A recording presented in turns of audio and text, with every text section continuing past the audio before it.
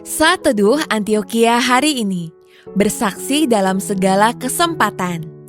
Bacaan hari ini diambil dari 2 Timotius 4 ayat 2. Beritakanlah firman, siap sedialah baik atau tidak baik waktunya. Nyatakanlah apa yang salah, tegurlah dan nasihatilah dengan segala kesabaran dan pengajaran. Kesukaran dan kemalangan hidup dapat terjadi kapan saja. Namun ironisnya banyak orang menganggap bahwa semua akan baik-baik saja. Suatu kali saya ingin sekali bersaksi tentang kabar baik kepada seseorang yang saya kenal. Namun saya terus menundanya karena mencoba mencari waktu yang tepat. Tapi ternyata semuanya telah terlambat karena orang tersebut sudah meninggal. Akhirnya pengalaman ini hanya meninggalkan penyesalan yang menyedihkan.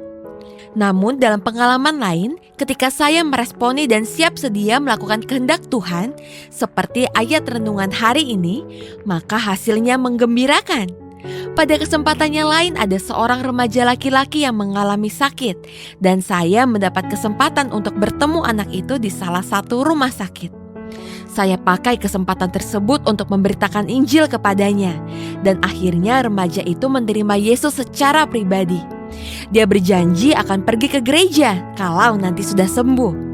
Namun kerinduan anak itu tidak terlaksana juga, karena beberapa hari berikutnya saya mendengar kabar bahwa anak tersebut sudah meninggal dunia. Jadi hanya ada kesempatan sekali saja untuk saya memberitakan Injil kepada anak itu. Puji Tuhan, anak itu membuka hatinya ketika mendengar Injil dan menerima Yesus. Dari pengalaman tersebut kita belajar bahwa kesempatan untuk memberitakan Injil belum tentu ada kedua kalinya. Karena itu kita harus siap sedia baik atau tidak baik waktunya untuk menyampaikan kabar keselamatan Kristus. Saat kita bertemu orang-orang yang sakit, menderita, mengalami kesulitan, kecewa, takut dan khawatir, bahkan siapa saja yang Tuhan taruh di hati, janganlah menunda memberitakan Injil supaya mereka diselamatkan. Saudara, bagaimana kita menyikapi orang-orang yang demikian? Bagaimana kita menjangkau mereka supaya mereka dapat diselamatkan?